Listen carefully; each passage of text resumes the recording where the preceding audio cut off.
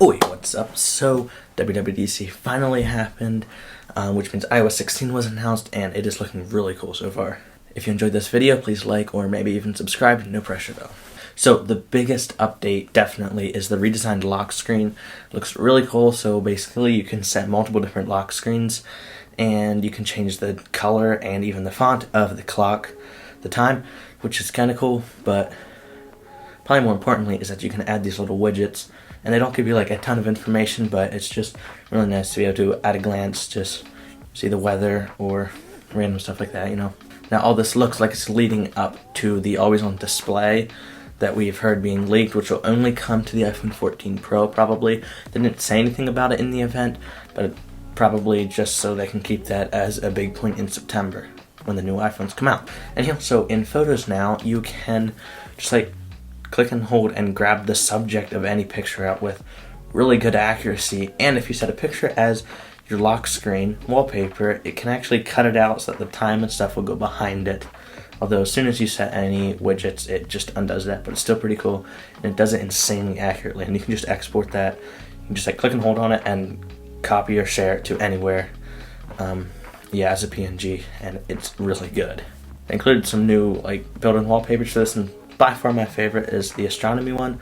For some reason I can't get it on my iPhone XR, which is weird. I don't know what it would need that phone doesn't have, but whatever, on my iPhone 12 I get it and it works fine, and I think it looks pretty cool. Also, notifications are just way nicer, so they just come up from the bottom, they group together better, and you can just completely hide them if you want to keep your lock screen clear.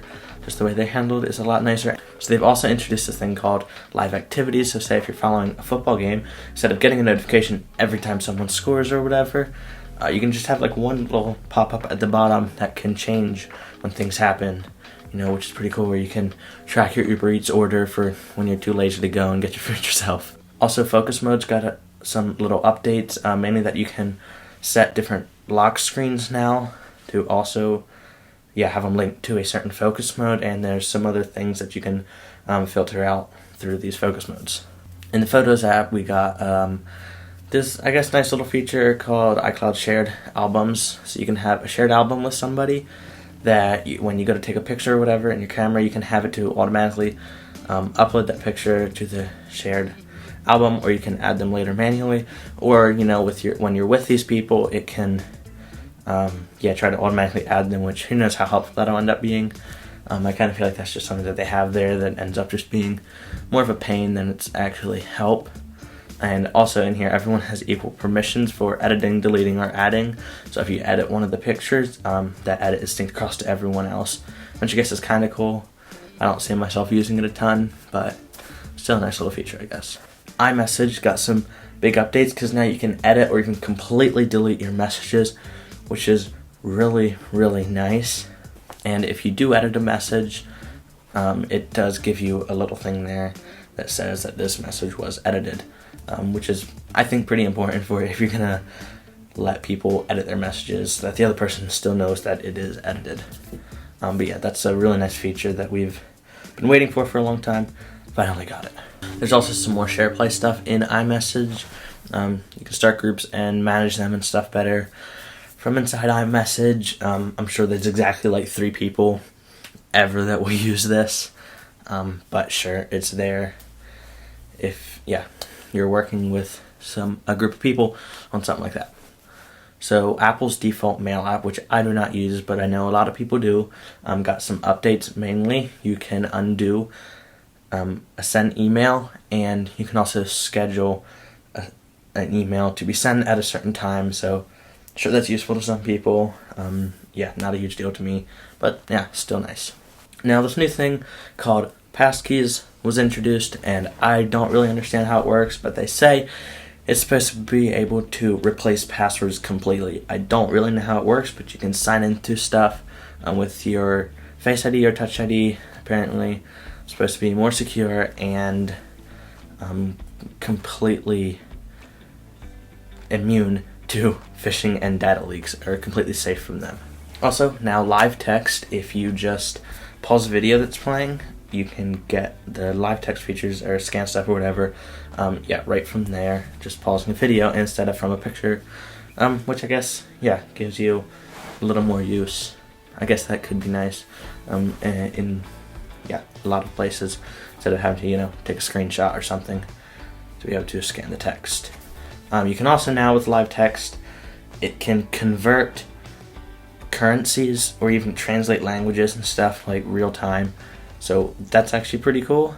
I'm not sure how reliable it's going to be, but I guess we'll just have to wait and see, because I have not really tried it out yet. Now, Apple Maps will finally let you add multiple stops to your route. I'm not sure if you can add them like while you're going somewhere, because that would be cool. Better route. Oh, I want to stop somewhere to eat, see what's all around, and just throw it in there. I'm not sure if you can do that, but still, you can add multiple stops, which is really cool.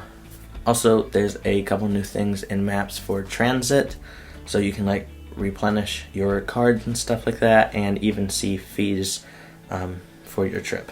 They also randomly thrown this thing called Apple Pay Later, which lets you buy something and then pay later with Apple Pay.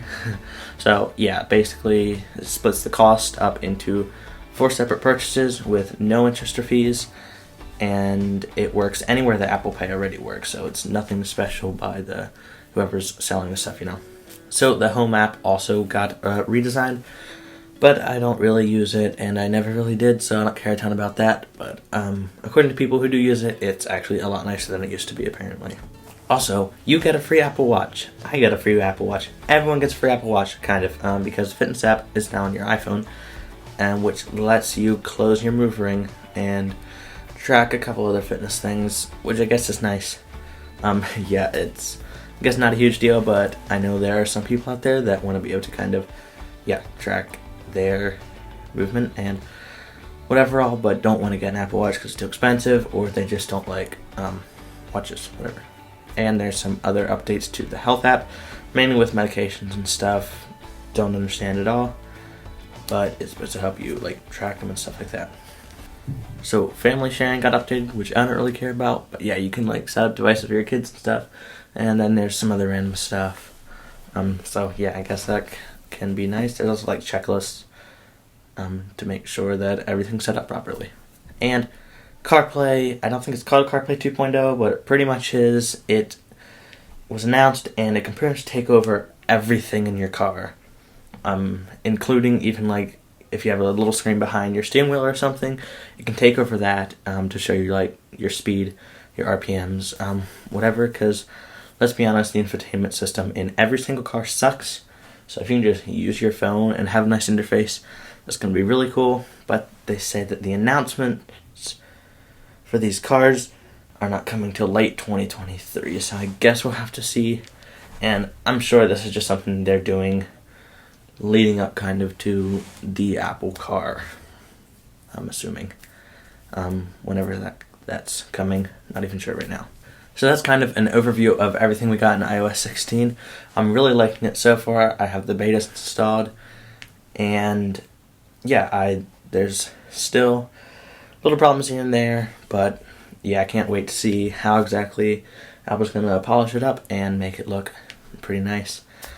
Hopefully for the future, and then yeah, in September we all get it. That's about all I have, so I will see you all later.